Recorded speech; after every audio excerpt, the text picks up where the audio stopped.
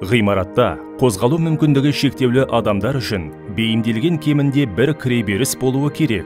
Онда сыртқы баспалдақтар мен пандустар нормативті құжаттарға сәйкес стационарлық тірек құрылғыларына қойылатын техникалық талаптар ескеріле отырып, тұтқалармен жабдықталады. Пандустың ені 5%-дан аспауы керек. Ерекше жағдайларда тар жерлерде ең жоғары көтеру биіктігі 8%-дан аспайтын еңіспен 0,8 метрден аспауы керек. Халықтың жүріп тұруы шектеулі топтары қозғалу жолындағы баспалдақтардың сатылары тұтас, шығыңқы жерлері жоқ және беті кедір бұдырлы болуы керек. Баспалдақтардың шеті 5 сантиметрден аспайтын радиусы бар дөңгелекке ие болу керек.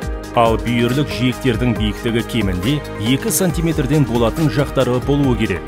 Баспалдақтардың ені кемінде 30 сантиметр болуы керек. Ал сатының көтерілуі 15 сантиметрден аспауы керек.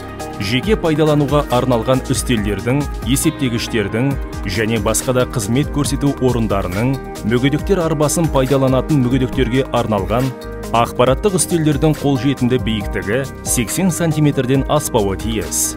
Ғимараттарды салу кезінде барлық функционалдық аймақтар мен аумақтарға, сондай-ақ халықтың жүріп тұруы шектеулі топтары үшін қажетті кіреберістерге және абаттандыру элементтеріне ыңғайлы қозғалыс маршруттары қарастырылуы керек.